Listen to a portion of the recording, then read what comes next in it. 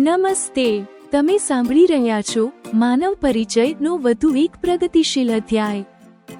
છેલ્લા એપિસોડમાં નાસિરે તેની પત્ની સબાને પોતાની આપવીતી સંભળાવવાનું શરૂ કર્યું હતું, જેના વિચારોથી તે મુગ્ધ થઈ ગઈ હતી. આજે નાસિર તેના અંધકારમય ભૂતકાળ અને ભવિષ્યના વિરાટ સંકલ્પ પરથી પડદો ઉઠાવી રહ્યો છે. નાસિર સ્વીકારે છે કે કેવી રીતે ફિરદૌસના લગ્ને તેને બદલો લેવા માટે મજબૂર કર્યો હતો અને તેણે જેલમાંથી છૂટીને યોગેશ નામથી બિન મુસ્લિમ યુવતી સાથે નિકાહ કરવાની ગંદી યોજના બનાવી હતી. એટલું જ નહીં, તેણે ફિરદૌસના ગર્ભસ્થ શિશુને મારવાનો અસફળ પ્રયાસ પણ કર્યો હતો. જજ હરીશચંદ્રનો ન્યાય, પરંતુ જે કાફિર જજ એ નાસિરના અપરાધને નજરઅંદાજ કરીને તેને જામીન આપ્યા. તેમના સજ્જન પુરુષ હોવાના ભાવે નાસિરના વિવેકને હંમેશ માટે જગાડી દીધો. ધર્મ પરિવર્તનનો ત્યાગ, નાસિરે પ્રતિશોધનો વિચાર છોડી દીધો. કેમ? કારણ કે તેને લાગ્યું કે પ્રગતિશીલ વિચારોવાળા નાસિરની સૌથી વધુ જરૂર તેના પોતાના જ સંપ્રદાયને છે, જેથી તે 300 વર્ષ જૂની જીવનશૈલીમાંથી બહાર આવી શકે. પ્રાયશ્ચિત અને રાજકીય સંકલ્પ. નાસિરનો સંકલ્પ હવે માત્ર અંગત રહ્યો નથી. તે ઘોષણા કરે છે રાજનીતિનું લક્ષ્ય. તે રાજનીતિમાં આવીને એ રાષ્ટ્રનિષ્ઠ લોકોનું પ્રતિનિધિત્વ કરશે, જેઓ કટ્ટરતાને કારણે સમાજના અવિશ્વાસથી વ્યથિત રહે છે. સબા પ્રત્યે પ્રાયશ્ચિત. તે સબાને ખૂબ જ સન્માન આપશે, બુરખા અને બંધનોથી મુક્ત રાખશે અને આ ફિરદૌસ પ્રત્યે કરેલા પોતાના અત્યાચારોનું પ્રાયશ્ચિત હશે. અંતિમ દાર્શનિક પ્રશ્ન. સબાનો અભ્યાસ શરૂ થઈ ગયો છે. એક દિવસ રસ્તામાં નગ્ન સાધુઓને કારણે લાગેલા જામમાં સબાએ પૂછ્યું, તમે તમારા સંપ્રદાય સામે વિદ્રોહ કરો છો. આ અન્ય ધર્માવલંબીઓમાં પણ તો આવા જ પુરાતનપંથી વિચારો અને અંધવિશ્વાસ છે. આના પર તમારા વિચારો શું છે? નાસિરનો જવાબ રાષ્ટ્રીય દૃષ્ટિકોણનું પ્રમાણ છે. આપણે આપણો સમય અને વિવેક આપણી સાંપ્રદાયિક સમસ્યાઓના ઉકેલ શોધવા પર કેન્દ્રિત કરવો જોઈએ. બીજાની સમસ્યા પર ધ્યાન આપવું હવે વ્યર્થ છે. સફરનો અંત. 3 મહિના પછી વિવેકનો વિજય થયો. ફતવાને કારણે નાસિર સાથે રૂખાઈભર્યું વર્તન કરનારા જૂના પડોશીઓ પસ્તાવામાં ડૂબી ગયા અને તેમણે નાસિરને રોકાઈ જવા વિનંતી કરી.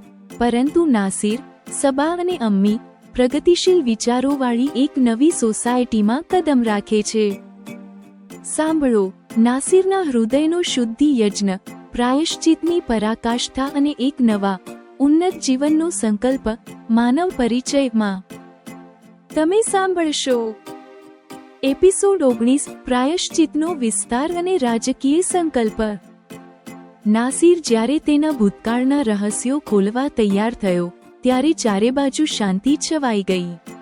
નાસિરે કહેવાનું ચાલુ રાખ્યું, જેને હું પણ કાફિર જ કહેતો હતો. ફિરદૌસના ત્યારે એવા વ્યક્તિ સાથે લગ્ન થવાથી હું અત્યંત વ્યથિત થઈ ગયો હતો. ત્યારે હું જેલમાં હતો.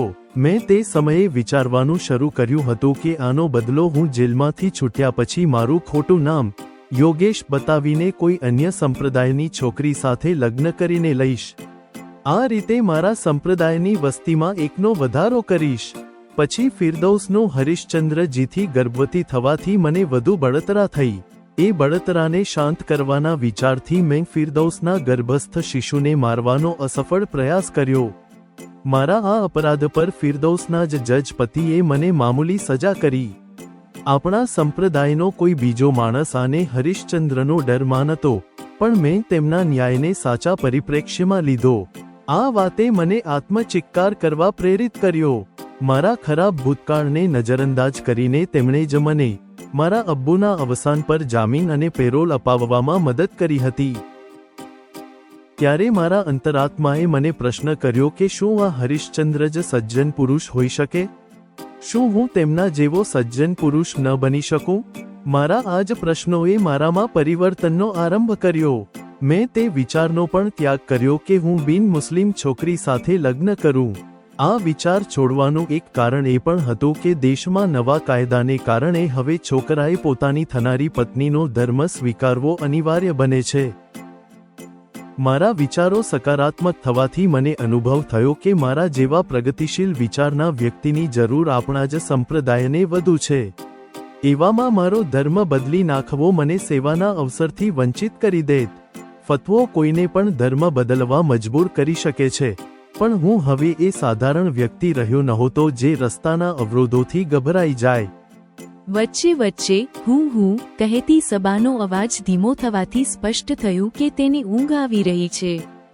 સબાએ જ ઈચ્છ્યું હતું કે નાસિર આજે વાર્તા કહેતા કહેતા જ તેને સુવડાવે, તેથી નાસિરે કહેવાનું ચાલુ રાખ્યું. મારો પ્લાન આગળ રાજનીતિમાં જઈને મારા સંપ્રદાયના એ લોકોનું પ્રતિનિધિત્વ કરવાનો છે જેઓ રાષ્ટ્રનિષ્ઠ હોવા છતાં અન્યની કટ્ટરતાને કારણે અવિશ્વાસ અનુભવીને વ્યથિત રહે છે. હું તેમને સારું નેતૃત્વ પૂરું પાડવા માંગુ છું. હું ઈચ્છું છું કે 21મી સદીમાં આપણા લોકો 300 વર્ષ જૂની વિચારશૈલીમાંથી બહાર આવે. એવું કરીને પોતાના જીવનને આનંદથી જીવતા તેઓ દેશના અન્ય નાગરિકોની સુખ સમૃદ્ધિ પર કોઈ શંકા સમાન ન રહે. મારા બદલાયેલા વિચારોનું પરિણામ એ છે કે સબા, આજે તું મારી પત્ની છે. પત્નીના હઠ અને નખરા એવી જ રીતે પૂરા કરવા એ પતિની ફરજ છે, જે રીતે પિયરમાં થતા આવ્યા હતા. મેં આ ફરજ ફિરદૌસ સાથે ન નિભાવી. મારા પુરુષવાદી અહંકારમાં મેં ફિરદૌસનું જીવન જોખમમાં મૂક્યું. જેવી યોગ્યતા ફિરદૌસમાં હતી તેનો પતિ હોવાને નાતે મારે ગર્વ લેવો જોઈતો હતો, પણ મેં મૂર્ખતાપૂર્ણ હરકતોથી તે ગર્વ ગુમાવ્યો. જીવને આ સબક આપવા બદલ મારી પાસે મોટી કિંમત વસૂલી છે. ફિરદૌસ જે સંપ્રદાયની ધરોહર બની શકતી હતી, તેને અન્ય સંપ્રદાયમાં લગ્ન કરવા મજબૂર થવું પડ્યું. હવે મારો પ્રયત્ન તારા સ્વાભિમાન અને પ્રતિષ્ઠાને બનાવી રાખવાનો છે. અન્ય સમાજોએ પ્રગતિશીલતાને આપણી પહેલા અપનાવી છે. તેમણે પોતાની સ્ત્રીઓને અવસર આપ્યા છે, જ્યારે આપણા સંપ્રદાયમાં સ્ત્રીઓ આજે પણ બુરખા અને બંધનોમાં રહેવા મજબૂર છે.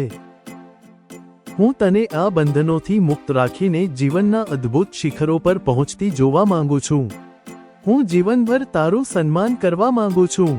ફિરદૌસ પર કરેલા અત્યાચારોના પ્રાયશ્ચિતમાં હું તને એ મહત્વ આપીશ જે મારે ફિરદૌસને આપવું જોઈતું હતું. એટલું કહેવા છતાં સબા તરફથી કોઈ પ્રતિભાવ ન મળ્યો, એટલે સમજાયું કે તે ઊંઘી ગઈ છે. નાસિર પાસે કહેવા માટે ઘણું હતું, પણ તેણે નક્કી કર્યું કે હવે બોલીને કહેવા કરતાં કરીને બતાવવું વધુ યોગ્ય રહેશે. નાસિર પણ સબાની બાજુમાં સૂઈ ગયો. બીજા દિવસથી બધા સબાના એડમિશન અને નવી સોસાયટીમાં શિફ્ટ થવાની તૈયારીમાં વ્યસ્ત થઈ ગયા. એક દિવસ રસ્તામાં નગ્ન સાધુઓના જૂથને કારણે ટ્રાફિક જામ થયો હતો. રસ્તામાં સબાએ પૂછ્યું, જી, તમે તમારા સંપ્રદાયના અંધવિશ્વાસ સામે વિદ્રોહ કરો છો, પણ જુઓ, આ અન્ય ધર્માવલંબીઓમાં પણ તો આવા જ પુરાતનપંથી વિચારો છે. આના પર તમારા વિચારો શું છે? ત્યારે નાસિરે કહ્યું, સબા, અન્ય સંપ્રદાય માટે કાફિર શબ્દનો પ્રયોગ હવે મને ગમતો નથી. રહી વાત અંધવિશ્વાસની, તો એ તેમની સમસ્યા છે.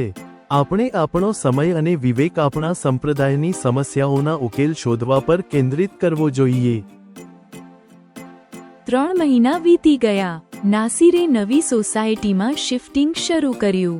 મહોલ્લાના લોકોને હવે અહેસાસ થવા લાગ્યો કે ફતવાને કારણે નાસિરના પરિવાર સાથે જે રૂખાઈ દાખવી હતી તે ખોટું હતું. તેમણે નાસિરને ન જવા વિનંતી કરી, પણ હવે મોડું થઈ ગયું હતું. નાસિરનો પરિવાર નવી સોસાયટીમાં શિફ્ટ થઈ ગયો. હવે સાંભળો જીમિનાઈ દ્વારા આ એપિસોડ પર લખાયેલ સમીક્ષા. ઉપશીર્ષક: પ્રાયશ્ચિતનો વિસ્તાર અને રાજકીય સંકલ્પ. આ એપિસોડ નાસિરની સુધારાની યાત્રાને એક નૈતિક નિષ્કર્ષ અને સામાજિક મિશન પૂરું પાડે છે. ફિરદૌસ પ્રત્યેનો સ્વીકાર અને સબાને સશક્ત બનાવવાનો સંકલ્પ તેના ચરિત્રની ઊંચાઈ દર્શાવે છે. 1. પ્રાયશ્ચિત અને ફિરદૌસનું સન્માન. ભૂતકાળની કબૂલાત. નાસિર પહેલીવાર ફિરદૌસ પર કરેલા અત્યાચારોને પૂરી ઈમાનદારીથી સ્વીકારે છે. બદલો લેવાનો વિચાર અને ગર્ભસ્થ શિશુને નુકસાન પહોંચાડવાનો પ્રયાસ પણ. હરિશ્ચંદ્રનો પ્રભાવ. જજ હરિશ્ચંદ્રની સજ્જનતા નાસિરને બદલાવા માટે મજબૂર કરે છે. પ્રાયશ્ચિતનો વિસ્તાર. નાસિર સ્પષ્ટ કરે છે કે ફિરદૌસને જે સન્માન મળવું જોઈતું હતું તે હવે તે સબાને આપશે. 2. રાજકીય દ્રષ્ટિ અને સામાજિક સુધાર. નાસિર રાજનીતિમાં જઈને પોતાના સંપ્રદાયના એ લોકોનું પ્રતિનિધિત્વ કરવા માંગે છે જેઓ રાષ્ટ્રનિષ્ઠ છે. તેમનું લક્ષ્ય પોતાના સંપ્રદાયને 21મી સદીના વિચારો સાથે જોડવાનું છે. તટસ્થ દ્રષ્ટિકોણ. નાસિર દ્રઢતાથી કહે છે કે અન્યની સમસ્યાઓમાં પડવા કરતાં પોતાના સંપ્રદાયની સમસ્યાઓ પર ધ્યાન આપવું વધુ જરૂરી છે. 3. નવા જીવન તરફ પ્રયાણ. જૂના મહોલ્લાના લોકોનો પસ્તાવો દર્શાવે છે કે નાસિરના પ્રગતિશીલ વિચારોની જીત થઈ છે. ક્ષમાનું આદાન પ્રદાન આ અધ્યાયને સુખદ અંત આપે છે. આ એપિસોડ નાસિરના વ્યક્તિગત પ્રાયશ્ચિતને સામાજિક સુધારાના મોટા મિશન સાથે સફળતાપૂર્વક જોડે છે. એપિસોડ 19 સમાપ્ત.